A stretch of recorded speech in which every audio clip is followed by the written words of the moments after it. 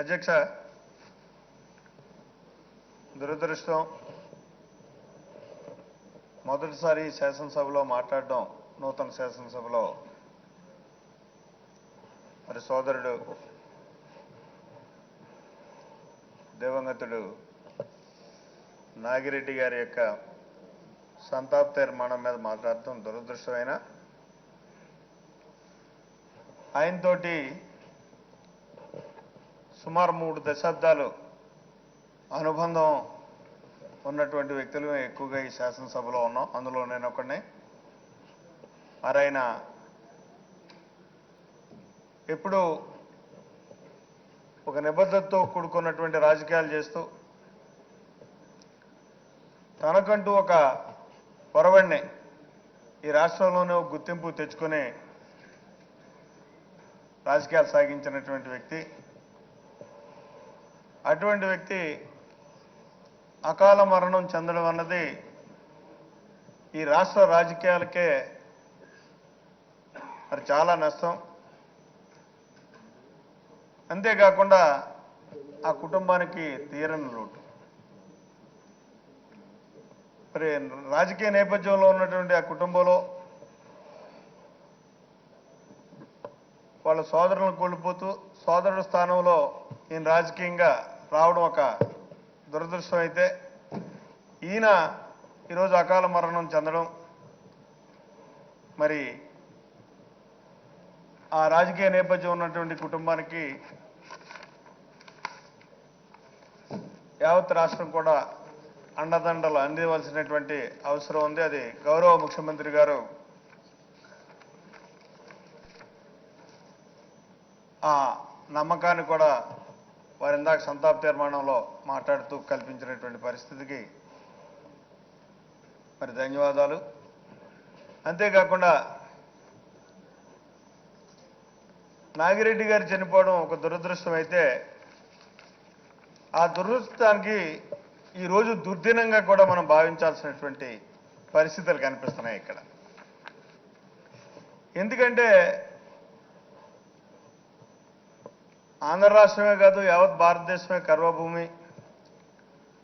మరి కర్మభూమిలో కనీసం కష్టంలో ఉన్నప్పుడు ఎంతటి శత్రువునైనా సరే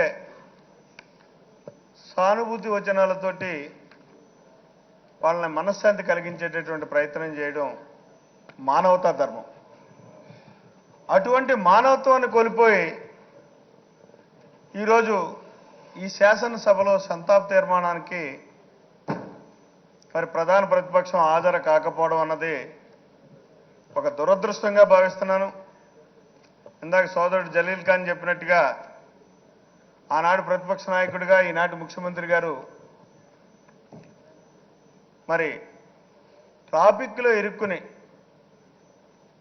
తన సంతాపాన్ని తెలియజేయడానికి ఆగమేఘాల మీద హైదరాబాద్ నుంచి తిరుపతి నుంచి ఇడుపులపై వెళ్ళడానికి ప్రయత్నం చేసినటువంటి సందర్భం ఆ రోజుల్లో మనం పత్రికల్లో కానీ టీవీల్లో కానీ చూసినటువంటి పరిస్థితి. అంటే మానవత్వం ఉన్నటువంటి మనిషి చేయాల్సినటువంటి బాధ్యత అది. అటువంటిది ఇవాళ తనతో శాసనసభ్యుడిగా పనిచేయడమే కాకుండా ఈ శాసనసభలో తన రాజకీయ జీవితానికి నాంది పలికిన రోజుల్లో తనకు ఒత్తాసుగా ఉండి ఎంతో ఉపయోగపడ్డటువంటి రాజకీయ పరిణితి చెందడానికి అంతో ఎంతో అతను ఉపయోగపడినటువంటి ఒక వ్యక్తి అకాల మరణం చెందితే వాళ్ళ సంతాపం వ్యక్తం చేయడానికి కూడా నోచుకోనటువంటి మరి పరిస్థితులు ఉన్నాయంటే ఇది ఒక దుర్దినంగానే భావించాల్సినటువంటి అవసరం ఉంది. అధ్యక్ష, ఇక్కడ మాకు ఆయన చేసినటువంటి ఆ చర్య వల్ల మీకు కూడా విన్నవించుకోవడానికి అవకాశం కలిగింది. మేము ఆయన్ని విభేదించి బయటికి రావడానికి గల కారణం ఈ టైప్ ఆఫ్ నేచరే అని చెప్పేసి అని చెప్పక తప్పటంలే. సందర్భం కాకపోయినా ఆయన యొక్క ఏకనాయకత్వం, ఏకపక్ష నిర్ణయం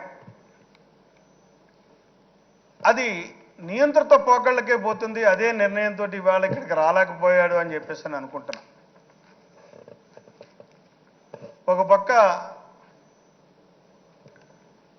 మరి నాగిరెడ్డి కుటుంబ సభ్యులకి, నాగిరెడ్డి గారి కుటుంబానికి నా ప్రగాఢ సంతాపాన్ని తెలియజేస్తూ, ఇంకొక పక్క నాగిరెడ్డి గారి ఆత్మ ఈ శాసనసభలో నిస్వార్థంగా, నిష్కల్మషంగా మనం చేసినటువంటి ప్రగాఢ సానుభూతిని వ్యక్తం చేసినటువంటి పరిస్థితుల వల్ల ఆయన ఆత్మ శాంతి కలుగుతుంది అని చెప్పేసి విశ్వసిస్తూ, ఆ శాంతి కలగడానికి గల కారణం ఏంటంటే నటనతో కూడుకున్నటువంటి ఓదార్పులతో ప్రామాణికంగా పెట్టుకుని రాజకీయాలు చేస్తున్నటువంటి వ్యక్తి సానుభూతి వచనాలు ఇక్కడ పలకనటువంటి సందర్భంలో నాగిరెడ్డి గారి యొక్క ఆత్మ నిజంగా ఇది కలుగుతుంది అని చెప్పేసి తెలియజేసుకుంటూ ఈ అవకాశం కల్పించినటువంటి మీకు నా ధన్యవాదాలు తెలియజేసుకుంటూ సెలవు తీసుకుంటాను. కల్పన